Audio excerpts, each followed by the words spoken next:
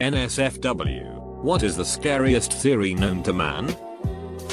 We are actually the most advanced beings in the universe right now. And the fear of invading aliens taking our planet for resources is actually just the fear of what we will become. As scary as this is, I think it's fun to think about. I like this one. Wikipedia.org. The general concept that we never really die in our perspective. Each time we encounter a situation where we may die, we continue on in a parallel universe where something happens that prevents our death. But we die in the original universe. Essentially, our consciousness lives on by transferring itself to a parallel universe where we continue to exist. So we effectively live forever. There is a theory which states that if ever anyone discovers exactly what the universe is for and why it is here, it will instantly disappear and be replaced by something even more bizarre and inexplicable. There is another theory which states that this has already happened. Douglas Adams. John Douglas, a former chief of the FBI's elite serial crime unit and author of Mindhunter, says, a very conservative estimate is that there are between 35 and 50 active serial killers in the United States at any given time. That, should we destroy civilization, there are not enough fossil fuels in easily reachable places for any subsequent society to achieve an industrial revolution. We mined most of it and the only stuff that's left requires modern technology to reach. We're all, she wrote. If we duck up, there's no coming back from it. Edit. People are asking. So here's a really interesting article on it. Ian Co. Edit 2. Since my inbox is flooded with people saying herder but fossil fuels renew. Please note the use of the word civilization and not intelligent life. I'm talking about the survival of humanity as we know it. Not the survival of intelligent life on Earth in general. I'm sure the lizard people will rule once we're gone. But I'm not talking about that. Or extinction. For me it's solipsism.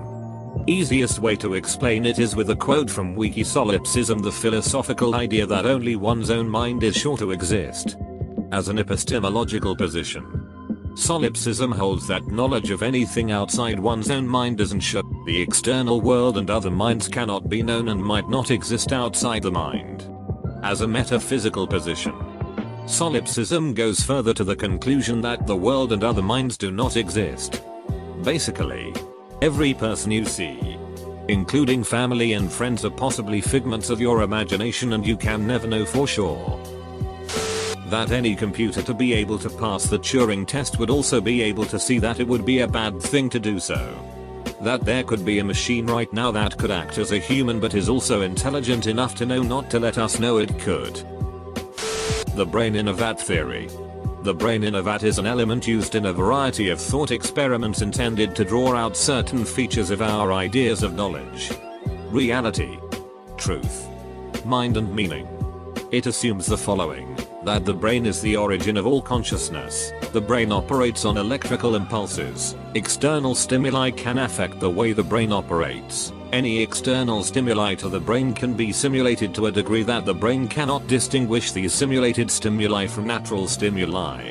The point is that you could be a brain in a jar, being fed false impulses for your entire life by an external source.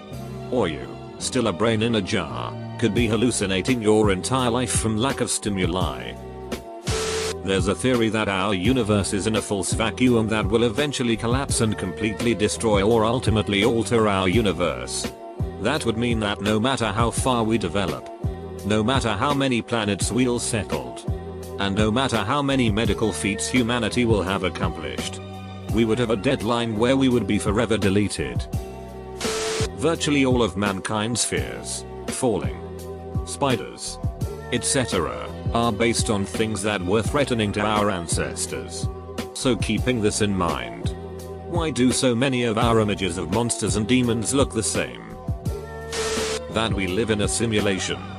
It's not hard to believe that one day we will be able to create a simulated world. Probably more than one. Maybe hundreds.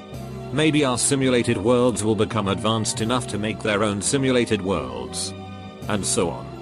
We might be living in a simulated world, We could be living in the simulated world of a simulated world. I'm forgetting the name of the theory right now. But the theory follows something along the lines of this. The sole reason for every single human achievement throughout history is due to our innate and deep fear of death. We are beings that think beyond just instinct and understand that every one human will cease to exist. This fear of non-existence has driven us to create everything we have made today. Kinda the opposite of the will to power theory in psychology. Neil deGrasse Tyson's greatest fear is that aliens have already found us and decided we are too primitive to be worth contacting. Just another way of saying we're not ripe enough for harvest. You could be stuck in a time loop right now and you would not be able to notice it, let alone escape it. This doesn't bother me in the slightest. If this is life infinity for me, cool.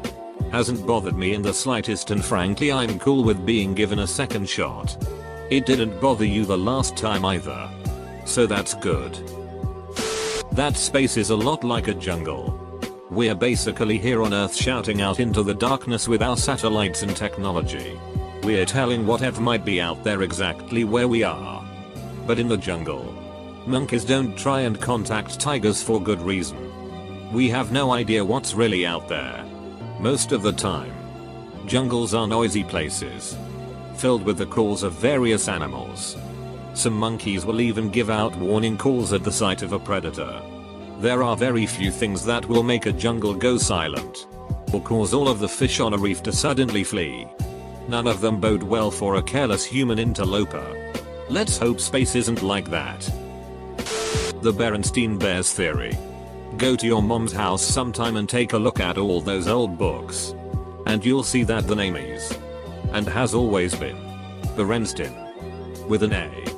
Don't you feel stupid now for misreading it throughout your whole childhood? Well, one theory states that the Berenstein dilemma is a small side effect of our universe intersecting with a parallel dimension sometime in the 90s. And everyone who remembers the Bears' original surname are experiencing residual memories from another dimension. The first time I heard this I thought I was crazy because I distinctly remembered the original spelling with an E. Because I always pronounced it Berenstein. Edit, to those writing off the spelling difference as a careless discrepancy between publishers.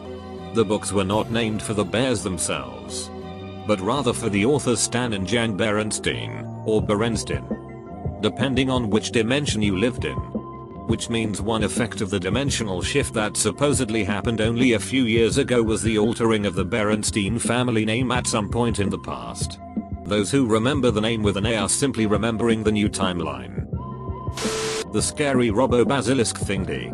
The idea that if we don't help an army to be made now when it is made it will punish those who didn't help it and punish the ones who knew about it and decided not to help it more. So if you're reading this you could get mordoxed by a robot. Edit, added name so you know it's scary and you know you are dooming yourself. Instead of me dooming you etc.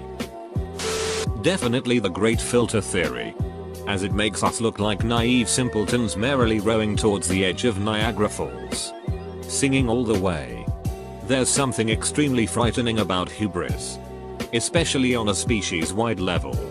The thing with this theory is that it's extremely elegant and straightforward. This raises the fright-o-meter considerably. 2. The great filter. There's a point in societal development where most societies collapse. This is why we don't see sign of extraterrestrial life, aside from the sheer mind-bending distances. There are a finite number of patterns in the universe, and eventually they must repeat, alarm monkeys and typewriters. Therefore, given enough time, the pattern of molecules and atoms that make up your physical body will repeat, bond together, and you'll wind up alive and conscious somewhere down the line. Where and when you might end up are a mystery. You could respawn on an ice planet and freeze to death, only to respawn on a volcano planet and burn to death for all eternity, or until the universe ends. The Truman Show. Never has a movie made me question my life more. Every now and then I still think, maybe I'm Truman and they made the movie to give me a hint of what's going on with my life and I need to break the wall. I always think that if I have been in a Truman Show style of experiment my whole life, it was pretty ballsy of the conductors to let me watch that movie. The Lucifer principle always is a good one to see how humans actually aren't as good as we like to think. It proposes that evil is rooted into our genetic coding as a byproduct of years of evolution and natural selection. In other words, humans exist as they do and are as successful as they are because we disregard other species' needs in order to stay at the top of the biological pecking order. So while humans always preach and boast themselves about how much they care and are sympathetic due to higher intelligence, yet disregarding that is how we came to be on top and survive. Phase shift. Everyone has heard of phase change, water turning to ice because it loses energy. Well, oddly enough, the same thing can happen to our universe. We know this because it has already happened. A short time after the Big Bang, a phase shift took place as the universe cooled. A part of the universe completely changed and destroyed the old part of the universe. This new universe then engulfed the old universe from the inside out, destroying everything and creating new laws of physics as it happened. This can potentially happen again at any time. If it does happen again, everything will be destroyed in an instant. It's possible I'm the only observer of the universe. Everything, the Earth, the universe itself, the laws of physics, even people who describe identical experiences to my own, were made up by me. Whatever entity I am, who possesses awareness for an unknown reason. Consciousness is just a weird aberration in evolution. And other life in the universe may be highly intelligent, but not actually consciousness. So, even if we found out they're aliens somewhere out there, we still, in a sense, be alone. Our minds are just neurons firing off in a specific way. Every action and choice you make really isn't a choice at all. Every bad or good decision will be made no matter what. Our minds trick us into thinking we can make choices when in reality we are just another part of the universe being propelled by natural forces. I wonder if one day you die or heal yourself. Whichever. Doesn't matter. And at that moment you back away from a carnival type box that your eyes look into. Your real friends are standing there laughing because you stayed in the game for so long. Very little actual time has passed. You are butthurt because the miserable life you just experienced was a very long miserable life and they all let you live in there. And hurt. In real life it only took 5 minutes. Your friends watched and laughed at your hard times on a big screen above the carnival box that you sat at. If any of these theories are putting people through a bit of a psychological hurdle where you are asking yourself if life is even really worth living if any of these are true, just always remember, what matters is what we perceive to matter. Even if the theory that everything else is a figment of all of our imaginations is correct. Does it really matter? You are still you and you are still experiencing this simulation reality dream every day. So you might as well accept that you are a part of it and continue to live your life in the way best for you. It actually matters 0% if these theories are true. Because fake or not, your life is still your life. Even if we are in a computer simulation, there isn't much we can do about it. Might as well enjoy it while we are here and not think too hard about what could be. Not to say don't ponder and philosophize, but just don't let it get you down when you read about things like this. My favorite by far is the 5-minute hypothesis that Bertrand Russell put forth, that all things, including all memory, were all created 5 minutes ago. It's totally impossible to prove. But if you sit and think about every time you blink could have been the first time you ever actually did it, shit will keep you up at night. This will be buried, but I dated a guy who works for a company in Washington, D.C. Apparently when the House of Cards came out, a ton of political people started freaking out because the storylines are so true that they thought someone was talking. So a huge majority of them hired his company to keep them safe. The one I find the most currently concerning is gamma ray burst, GRB. We think we've seen them happen indirectly a few times in other galaxies.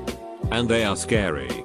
Basically, if a blue giant star, real big and hot, top 5% goes up. It can form a GRB with a supernova. Whilst a supernova will pretty much never hit much outside a few light years, a gamma flash can easily hit across the galaxy in effective range. If a strong GRB hits Earth, the entire atmosphere is taken with a GRB and the magnetic field of the Earth fails to go over it as well, rendering us extinct in milliseconds. Could have early warning by the visible supernova, but shortly after the hit would be unstoppable. The human eye only sees in a limited spectrum of electromagnetic waves. There is a theory that certain things only reflect waves outside our spectrum. This could explain feelings of paranoia or being watched when alone, because there is something there you can't see. The monkeys fear that deep down. People can care about 500 people. If the person isn't part of your family, your friends, your community, even there are some abstractions like country, but it's weaker, you can basically watch them starve and be unaffected. The theory being that people only care about their small sphere, like when monkeys lived in small communities. This is why the news is always trying to connect foreign tragedies to local audience. A person in this city has family in the Philippines and are waiting for news from the latest typhoon. Because unless it's somehow in your sphere you don't care. It's a theory that depicts humanity as pretty cold.